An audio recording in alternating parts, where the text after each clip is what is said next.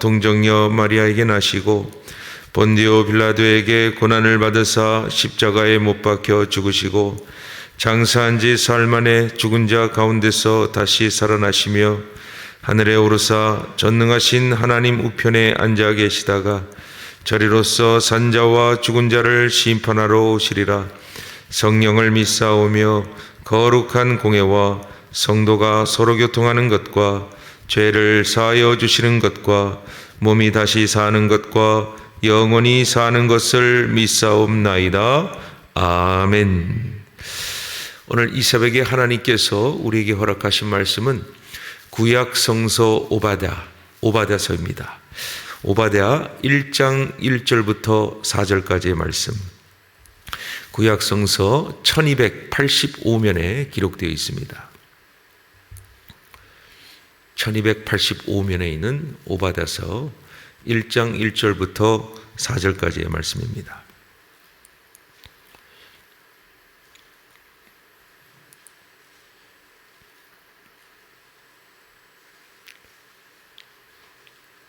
(1285면입니다) 말씀을 찾으신 줄 믿고 이 오바댜서 1장 1절부터 4절까지의 말씀을 한 목소리로 하나님께 올리도록 하겠습니다.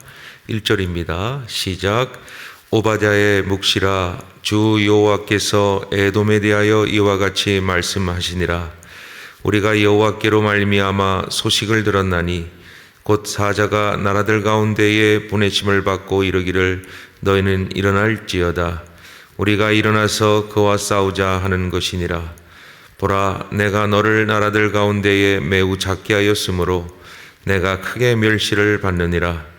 너의 마음의 교만이 너를 속였도다. 바위 틈에 거주하며 높은 곳에 사는 자여, 내가 마음에 이르기를 누가 능히 나를 땅에 끌어내리겠느냐 하니 내가 독수리처럼 높이 오르며 별 사이에 깃들일지라도 내가 거기에서 너를 끌어내리리라. 여호와의 말씀이니라. 아멘. 오늘도 하나님 앞에 겸손히 기도하며 하나님의 은혜가 충만한 하루 되시기를 주님의 이름으로 축원합니다. 성경 66권의 말씀을 보시면은 짧은 말씀들이 간간히 나오게 되는데요. 구약의 말씀 중에 소선지서라는 말씀이 있죠. 이 소선지의 말씀 중에 짧은 말씀은 바로 오늘 우리가 함께 읽은 오바댜서를 알 수 있습니다. 이 오바댜서는 1장으로 구성이 되어 있는데 21절까지 기록된 것을 볼 수가 있습니다. 재미있는 사실은 이 오바댜서를 보게 되면은 이 오바댜라고 하는 이름의 의미는 여호와의 종, 그리고 하나님께 예배하는 자라는 뜻이 있는데요. 오바댜에 대한 설명이 없습니다. 선지서를 보면은 예를 들면 뭐 어디의 출신, 누구의 아들, 누구의 현손, 이런 표현들이 나와 있는데 그런 출생적인 부분들도, 기록도, 역사적인 배경도 나와 있지 않은 것을 볼 수가 있습니다. 그냥 연대와 가문을 알 수가 없다는 것이죠. 다만 이제 성서학자들이 축축하기로는 아마 아모스와 함께 활동하던 그러한 선지자가 아닌가라고 추측을 하고 있고요. 그리고 오늘 1절에 보게 되면은 묵시다라고 기록이 되어 있어요. 묵시라는 것은 여러분 다니엘과 요한계시록과 같이 미래에 일어날 일들에 대한 하나님의 예언을 선포한다라는 의미라고 할 수 있죠. 그리고 아주 재미있는 것은 이 오바댜서는 이스라엘 백성들을 향한 경고와 예언의 말씀이 아니라 이스라엘의 이웃한 에돔을 향한 경고의 말씀이라는 사실입니다. 그래서 이 오바댜서를 이후로 또 요나를 통하여서 하나님께서는 이스라엘에게만 관심이 있는 것이 아니라 그 옆에 다른 나라들까지도 하나님은 관심을 보이시고 그리고 그 나라를 구원하시고자 하는 뜻을 가지고 있다라는 사실을 발견할 수가 있습니다. 오바댜서의 역사적인 배경을 찾기는 어렵지만 이 말씀을 쭉 읽어보면은 약 주전 6세기 한 580년경에 이 말씀 기록된 것을 알 수가 있어요. 이 말은 예루살렘이 바빌론에 의해 멸망당할 그 즈음에 기록된 말씀이라는 것을 내용을 보면 찾아볼 수가 있다는 것이죠. 아모스는 아까도 설명을 드렸듯이 에돔이라는 나라를 향해서 예언을 선포하는데요. 이 에돔은 뭐냐? 에돔은 바로 그 에서의 별명이죠. 야곱의 형 에서의 별명입니다.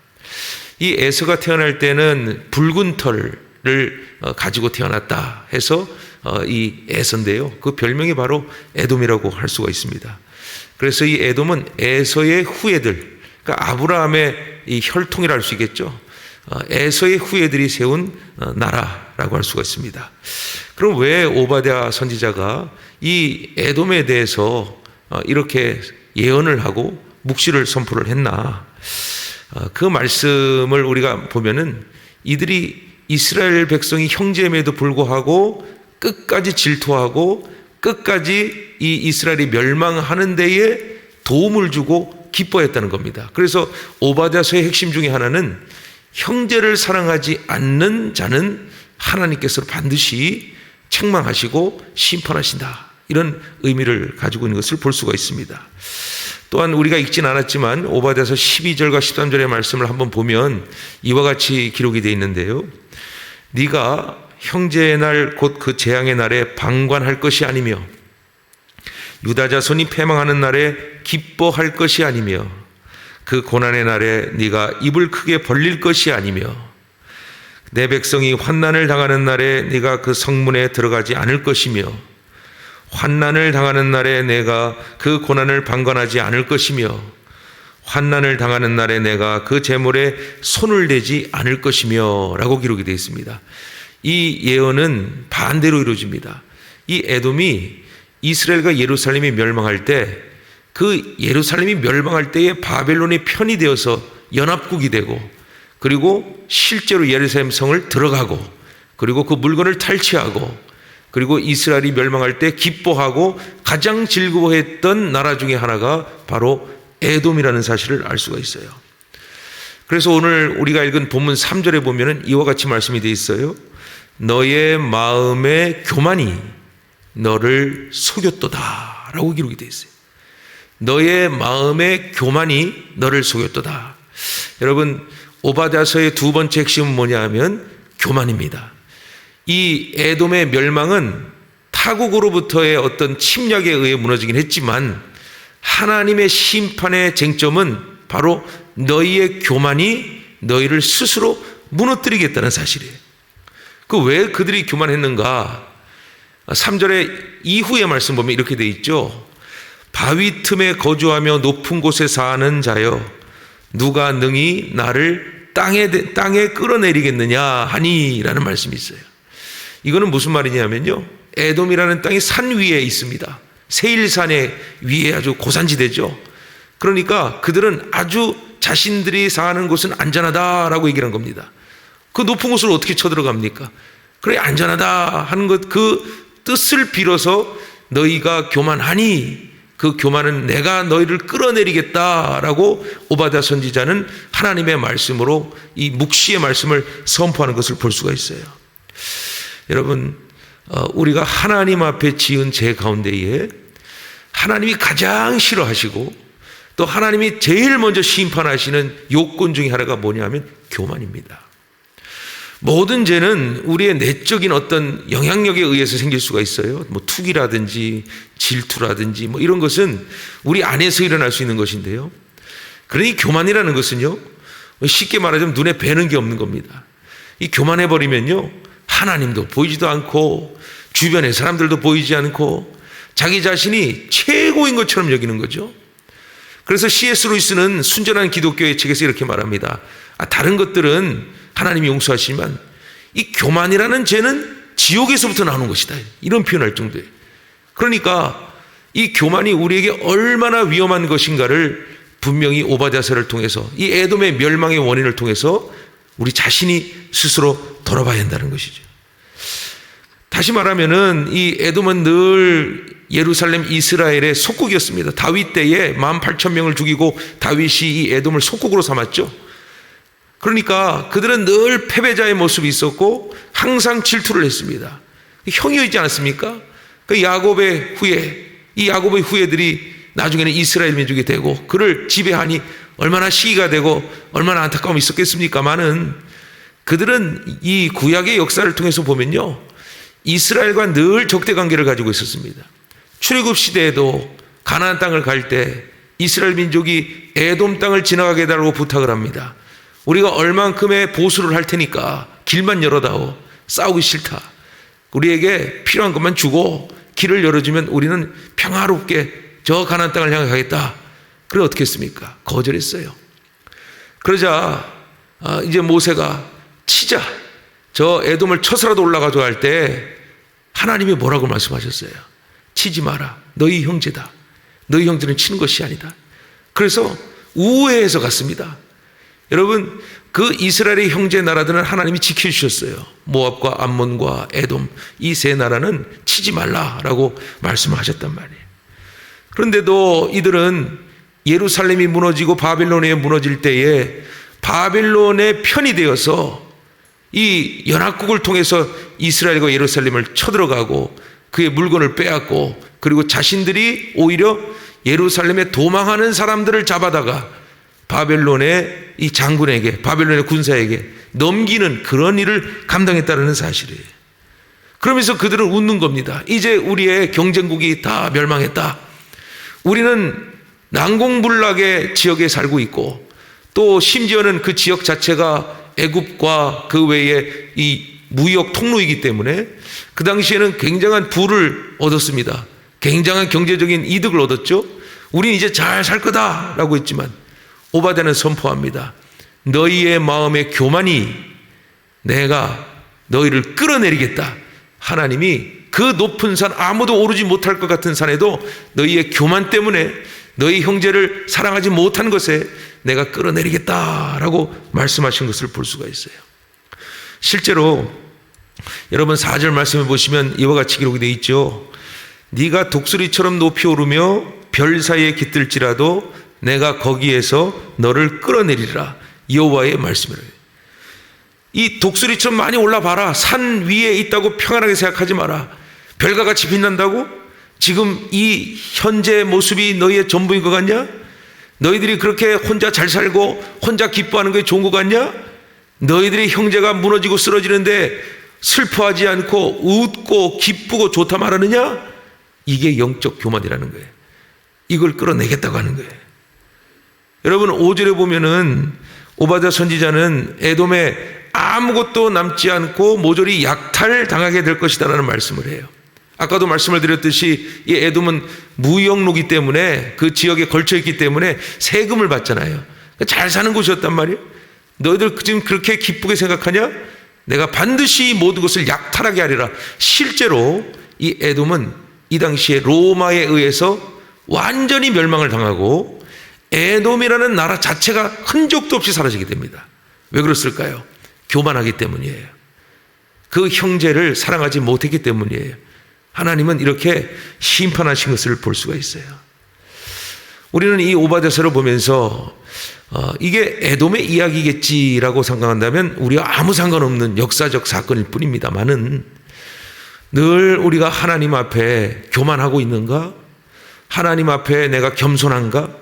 내가 하나님의 늘 기도할 때마다 처음의 마음, 초심으로 내가 돌아가는 그러한 마음이 있기는 한가?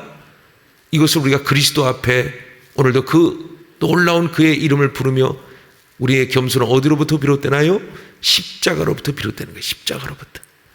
예수 십자가 보혈로 나아가 우리의 모든 죄를 주님 앞에 내어놓으며 우리의 왕이신 예수 그리스도, 그 그리스도 앞에서 우리가 철저하게 겸손히 주님께 나가는 것만이 하나님이 우리에게 원하시는 축복이고 은혜고 하나님께 택함 받는 자의 삶이라는 사실을 믿는 저와 여러분 되시기를 주님의 이름으로 축원합니다.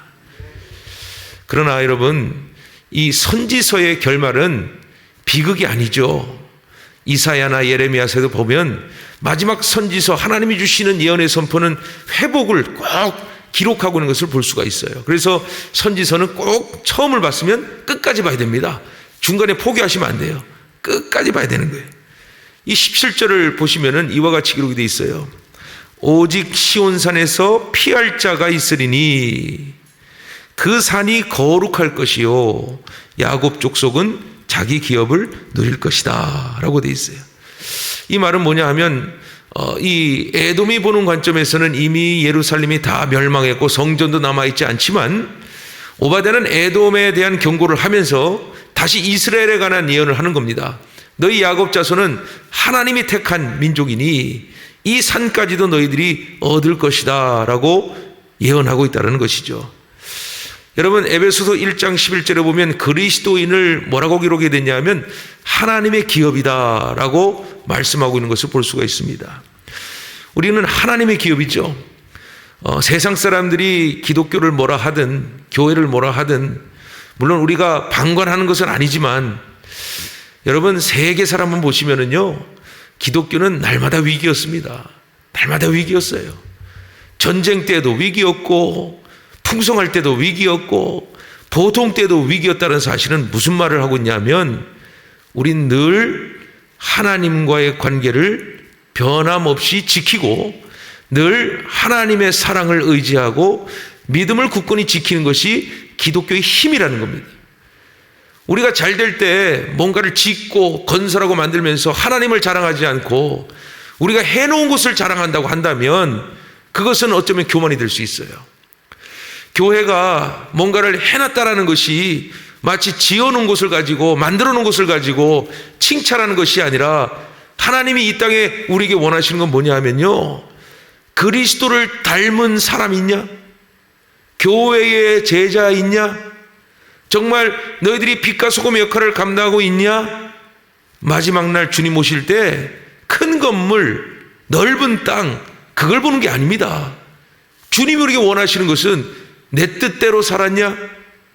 그리스도인답게 살았냐? 사랑했냐? 용서했냐? 이해했냐? 품어줬냐? 분명히 이런 영적인 우리의 삶에 대해 각자에게 물어본다는 사실이에요. 진정한 겸손은 우리 대한민국의 예절처럼 인사하고 악수하고 나 자신을 낮추는 그런 형식적인 것이 아닙니다. 이 겸손은요, 하나님 앞에 겸손입니다. 지금 잘 되고 안 되고의 문제가 아닙니다. 잘 되면 나 잘났다고 얘기하는 게 겸손이 아니죠. 또 안 된 분들도 불평하고 불만하는 것도 이것도 교만입니다. 언제나 하나님 앞에 감사하며 자족하며 기뻐하는 삶을 사는 것. 오늘도 변함없이 여러분은 하나님 앞에 겸손히 나오지 않았습니까? 우리는 잠을 잘 수 있고요, 우리는 우리 뜻대로 살 수 있습니다만은 성령이 우리를 부르셔서 이곳에 겸손히 주님 앞에 무릎 꿇고 기도하며 하나님 앞에 나 자신을 맡기는 게 진정한 겸손이라는 겁니다. 여러분, 세상의 겸손에 속지 마십시오. 하나님을 두려워하십시오. 하나님 앞에 온전히 나가십시오. 구원받는 자의 겸손은 반드시 하나님께서 칭찬하시고 반드시 이 겸손을 통하여 하나님께서 높여주실 줄 믿는 저와 여러분 되시기를 주님의 이름으로 축원합니다. 여러분, 21절의 마지막 말씀 보면 이렇게 돼 있죠. 구원받는 자들이 시온산에 올라와서 에서산을 심판하리니 나라가 여호와께 속하리라 그랬어요. 모든 것은 하나님께 속하여 있습니다. 우리 자신이 신앙과 믿음으로 살아가면서 내 안에 주님을 모시면 모든 게 하나님의 소유요, 그리고 모든 것이 하나님이 나에게 주신 것입니다. 내가 내 거라고 생각하고 살아가는 그 모든 것들이 하나하나 내 것이라고 모아가는 것들이 사실은 이 먼지 같은 거예요. 그런데 청지기적 관점을 가지고 내가 보는 모든 세상이 하나님의 것이니 하나님이 나에게 모든 주실 수 있는 가능성을 가진 것들입니다. 내 것은 없습니다. 다 주의 것입니다라고 선포하고 사는 사람들, 즉 나의 모든 삶이 겸손하며 하나님의 것임을 인정하고 하나님의 뜻대로 될 것임을 믿는 자에게 하나님 뭘 주시느냐? 하나님은 우리에게 필요한 것을 주시고 우리가 더 하나님을 사랑하고 이웃을 사랑할 때 하나님은 이 겸손한 자를 세우셔서 정말 하나님이 어떤 역사를 하시는가를 증명해 보이시고 인도하여 주신다는 사실이에요. 새벽기도 아주 보잘것없고 뭔가 사람들이 인정해 주지 않은 것 같지만 마치 이 새벽기도는 오바댜 선지자와 같지만 그러나 이 기도는 이루어집니다. 믿음으로 간구하는 자의 기도는 이루어집니다. 첫 제단을 쌓고 하나님께 나아갔던 성경의 인물들을 보십시오. 그들은 늘 첫 삶을 하나님께 맡기며 겸손히 하나님께 그 인생을 맡겼을 때 하나님은 그 길을 인도하셨고 붙드셨고 이루셨습니다. 오늘도 이 새벽을 깨워 기도하는 저와 여러분들, 사람들이 인정하지 않아도 몰라줘도 오바댜 선지자처럼 묵묵히 하나님 앞에 성실하게 겸손히 기도하며 하나님 뜻을 구하는 저와 여러분 되시기를 주님의 이름으로 축원합니다. 기도하겠습니다. 김지영 집사님